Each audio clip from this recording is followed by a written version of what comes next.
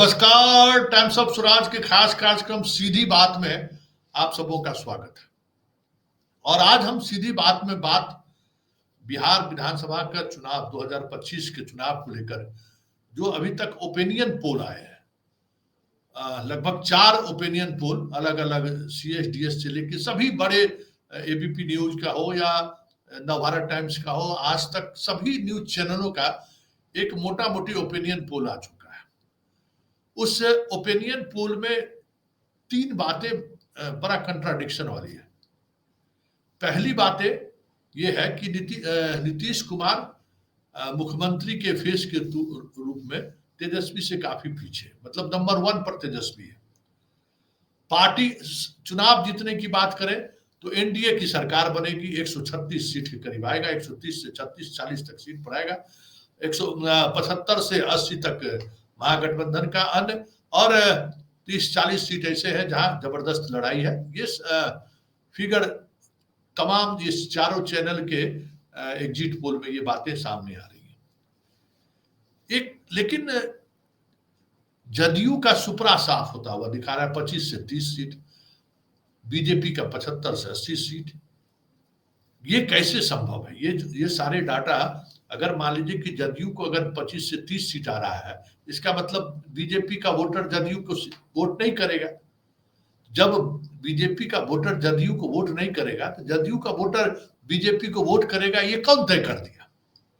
इस तरीके के कई सवाल हैं और उन तमाम सवालों की का क्या मतलब हो सकता है, इसका लुटियन जोन्स का इस सर्वे पर फिलहाल क्या इम्पैक्ट पड़ रहा होगा, ये तमाम मुद्दों पर बात करने के लिए हमारे साथ दिल्ली से मयंक जुड़ रहे हैं।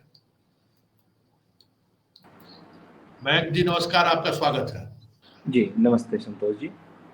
ये आप अभी हाल के दिनों में 4 सर्वे का जो रिपोर्ट आया है, उस सर्वे में एनडीए की सरकार मतलब क्लीन मेजोरिटी दिखा रहा है, 130 से 135, लेकिन जदयू को 25 से 30 सीटें दिखा रहा है। उसी तरीके से मुख्यमंत्री के फेस में तेजस्वी को की तुलना में आसपास में कोई नहीं है। हाँ, प्रशांत किशोर को जरूर आसपास दिखाने की कोशिश हुई। उसी तरीके से बीजेपी को 75 से 80 सीटें, 100 सीट अगर बीजेपी लड़ रही है तो 75 से 80 सीटें, जदयू अगर 100 सीटें लड़ रही है तो 25 से 30 सीटें, और पूरा ओवरऑल महागठबंधन को 75 सीट बता रहा है। क्या है इसके, क्या मायने हैं? संतोष जी 3-4 चीजें हैं।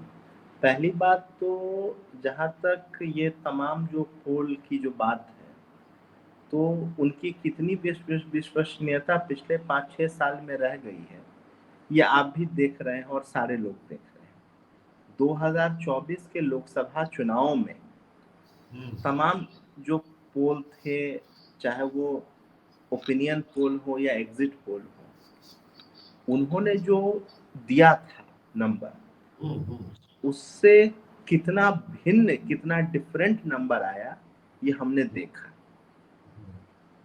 इसी तरीके से जहां जहां विपक्ष की सरकारें बनी हैं पिछले कुछ सालों में, वहां ओपिनियन पोल और एग्जिट पोल अगर बहुत आराम से भी सरकार बनी, जैसे कर्नाटक वगैरह में कांग्रेस की, तो जो एग्जिट पोल ओपिनियन पोल था वो बिल्कुल ही या तो क्लोज फाइट दिखा रहा था या बीजेपी को बढ़त दिखा रहा था। लेकिन कांग्रेस की तो आराम से सरकार बनी, करीब उनके 130 एमएलए जीते। तो मेरा ये मानना है कि ओपिनियन पोल वगैरह जो तमाम जो ये जो चीजें होती हैं, इसकी ऑब्जेक्टिविटी जो है कि ये कितनी सही है, ये डाउटफुल है। एक बात ये। दूसरी बात, जो सर्वे एजेंसी जो अलग अलग जिनका आप नाम नवभारत वगैरह का आप नाम ले रहे थे, उनकी विश्वसनीयता और भी ज्यादा डाउटफुल। उसके कारण को आप भी और हम भी जानते और समझ रहे हैं कि जो कई चीजें कही जाती हैं। तो एक बात ये है। दूसरी बात है कि ये भी हमें समझना होगा कि आप ओपिनियन पोल और एग्जिट पोल 2015 में जाइए ना, जब नीतीश लालू साथ लड़ रहे थे। उस वक्त भी जो ओपिनियन पोल और एग्जिट पोल थे वो बहुत क्लोज लड़ाई दिखा रहे थे, या कई तो भाजपा को आगे दिखा रहे थे। आप तो गवाह रहे हैं उस वक्त भी, 2015 के भी इसमें। तो बिहार के नतीजों का बहुत राष्ट्रीय महत्व होता है, तो उसको उस तरीके से प्रेजेंट करने की भी कोशिश की जाती है कि पहले जो भाजपा वगैरह है वो आगे दिखे। ऐसा होता आया है, एक लंबे समय से होता आया है। दूसरी बात ये है कि जदयू को कमजोर दिखाना भी एक मुझे टैक्टिक्स का ही हिस्सा लगता है। अगर आप देखें पिछले कुछ सालों में, तो 2024 के लोकसभा चुनाव में भी जदयू को 6 और 7 सीटें दी जा रही थी 16 में। ये भी कहा जा रहा था कि Janata Dal United weak link है एनडीए का, नीतीश कुमार वीक लिंक है बिहार में एनडीए के। ये चीजें तो कही जा रही थी। एग्जिट पोल, ओपिनियन पोल वाले भी कह रहे थे, कई सारे राजनीतिक पंडित भी कह रहे थे कि नीतीश कुमार वीक लिंक है, उनके तो 5 सीटें आएंगी, 7 सीटें आएंगी। सही मायने में नीतीश जी 15 सीट लड़ रहे थे। किशनगंज की सीट तो आप 2019 में नहीं जीत पाए, तो 24 में कहां से जीतते? वहां की तो डेमोग्राफी ही बिल्कुल अलग है। तो बाकी नीतीश कुमार 15 सीट लड़े और 12 जीत गए। भाजपा 17 सीटें लड़ी, भाजपा 12 जीती। तो स्ट्राइक रेट तो नीतीश कुमार का भाजपा से बेटर था। 16 सीटें लड़ी थी ना, भाजपा 17 लड़ी थी। अच्छा। नीतीश कुमार 16 लड़े, लेकिन उसको 15 ही मानिए, क्योंकि किशनगंज को मानने का कोई तुक नहीं है ना। किशनगंज तो 19 में नहीं आप जीत पाए, जब बिहार में 39 सीटें जीत गए, तो वहां की डेमोग्राफी ही अलग है। इसलिए मैंने कहा कि उसको 15 मानिए, कि नीतीश जी प्रैक्टिकली 15 ही सीट लड़े। तो इस हालत में ये जो 25 और 30 का आंकड़ा दिखाया जा रहा है, इससे न मेरी सहमति भी नहीं है, और मुझे लगता है ये मोटिवेटेड है और ये होता आया है। अगर कोई इस पे रिसर्च करे कि 2015 के एग्जिट पोल और ओपिनियन पोल कहाँ थे और 2024 के लोकसभा चुनाव में बिहार के एग्जिट पोल और ओपिनियन पोल कहाँ थे, तो साफ दिख जाएगा कि वहां जेडीयू को कम सीटें दिखाई गई, ठीक है, और रिजल्ट उसके विपरीत आया। मैं जी क्या एक मिनट, ऐसा भी तो नहीं है कि मान लीजिए जब इस सीट बंटवारे को लेकर बातचीत चल रही है, उस बातचीत में इस तरीके के सर्वे रिपोर्ट के सहारे जदयू पर नकेल कसने की बात हो कि नहीं, आपका परफॉर्मेंस बेहतर नहीं दिख रहा है। बिल्कुल, देखिए ये तो टैक्टिक्स 2024 के लोकसभा चुनाव के वक्त भी कही गई थी कि ऐसी चीजें, उससे पहले रिपोर्टें आई थी। तो ये तो देखिए, जब ऐसी चीजें होती हैं और बिहार जैसे राज्य में, तो एक लार्जर डिजाइन का ये चीजें पार्ट होती है। इसके सिर्फ नीति मायने एक नहीं होते हैं, इसके कई मायने होते हैं, और ये एक लार्जर जो डिजाइन होता है, उस डिजाइन का ये तमाम चीजें पार्ट होती है। तो इससे बड़ा स्पष्ट है कि जो अभी सीट शेयरिंग की बातें चल रही हैं, यह स्पष्ट है कि दिल्ली में कई राउंड की बैठकें हो रही हैं, छोटी छोटी पार्टियां भी दबाव बना रही हैं सीट को लेकर के। उस बीच में जनता दल यूनाइटेड को कम दिखाया जा रहा है।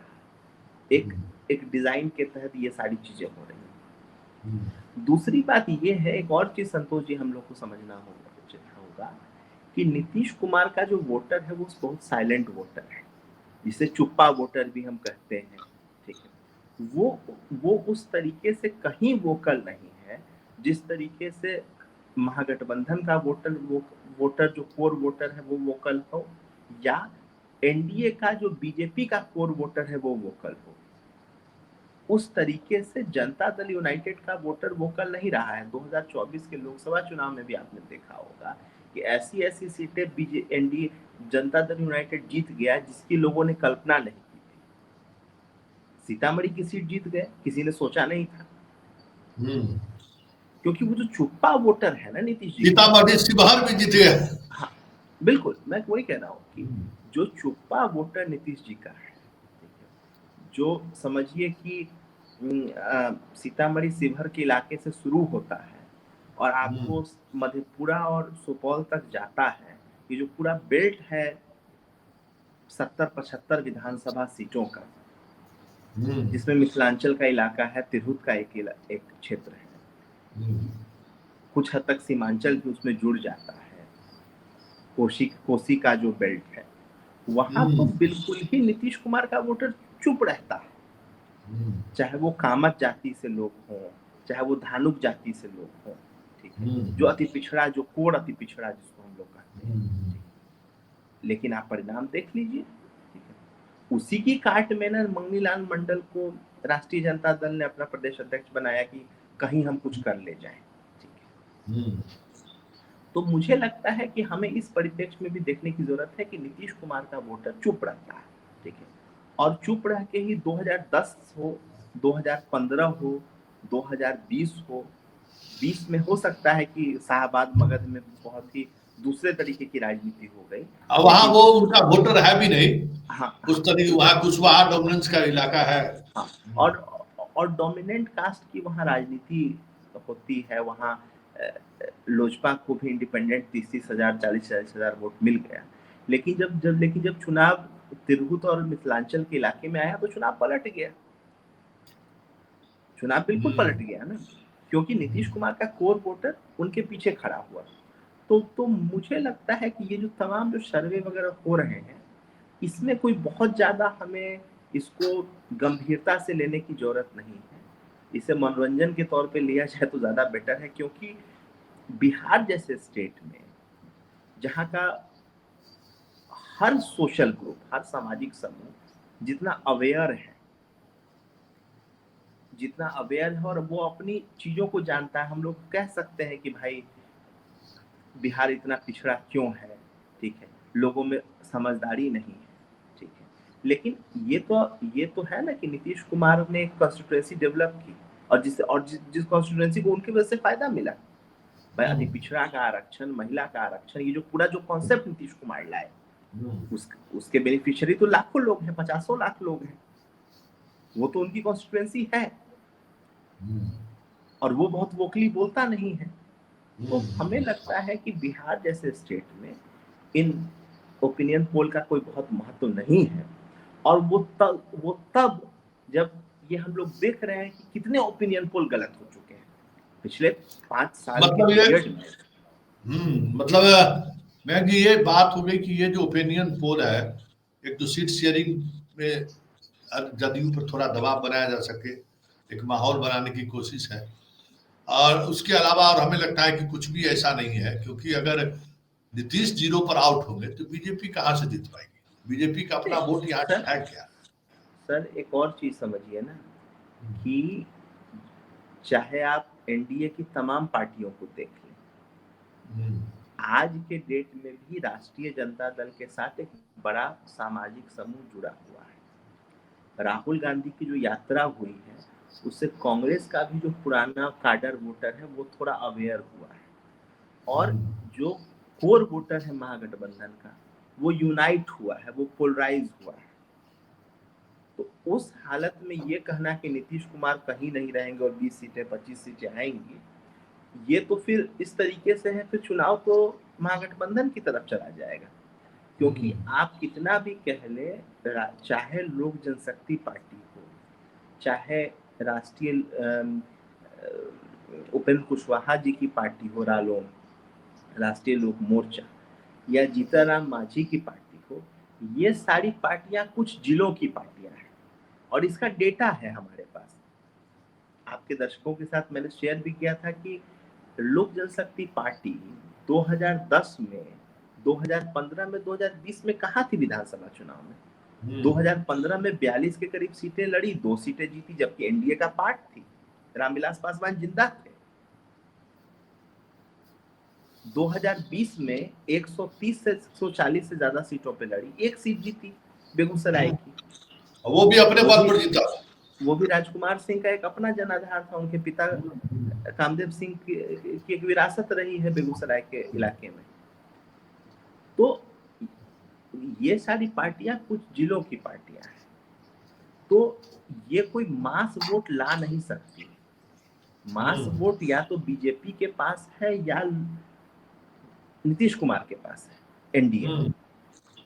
और वो जो पुरानी थ्योरी है कि भाई बिहार में 3 प्लेयर है मुख्यतः, बीजेपी, जनता दल यूनाइटेड और राष्ट्रीय जनता दल, और जब 2 एक होते हैं तो चुनाव जीतते हैं।